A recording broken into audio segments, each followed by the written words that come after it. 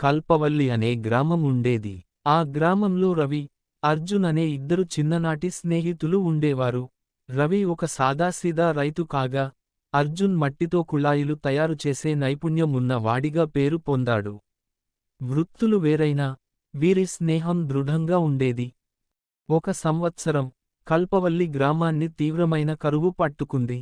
రవి పండించిన పంటలు మొత్తం ఎండిపోగా, అర్జున్ తయారు చేసిన కుళాయిలను కొనేవారు లేకుండా పోయారు. ఇలాంటి సమయంలో, వారు తమ స్వంత సమస్యల కంటే ఒకరినొకరు ఎలా సహాయపడాలనే ఆలోచనలో పడ్డారు. రవి అర్జున్కి సలహా ఇచ్చాడు. నా దగ్గర గత ఏడాది నుంచి కొంత ధాన్యం మిగిలింది. నీ దగ్గర మట్టితో కుళాయిలు తయారు చేసే సామాగ్రి ఉంది. మనం ఈవీటిని కలిపి ఉపయోగించి డబ్బు సంపాదించొచ్చు. అర్జున్ అంగీకరించాడు. ఇద్దరూ కలిసి అందమైన కుళాయిలు తయారు చేసి పొరుగ్రామాల్లో విక్రయించసాగారు.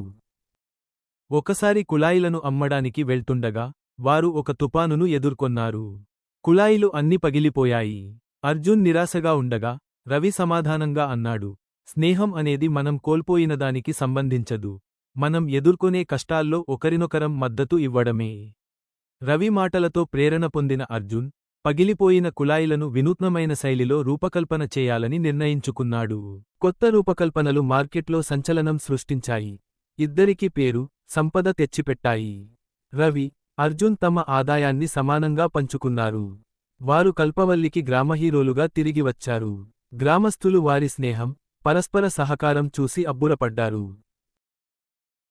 నిజమైన స్నేహం అనేది అవసరమైనప్పుడు ఒకరికి ఒకరు సహాయం చేయడంలో ఉంటుంది. ఐక్యత, నమ్మకంతో, కఠినమైన పరిస్థితులను కూడా అవకాశాలుగా మార్చవచ్చు.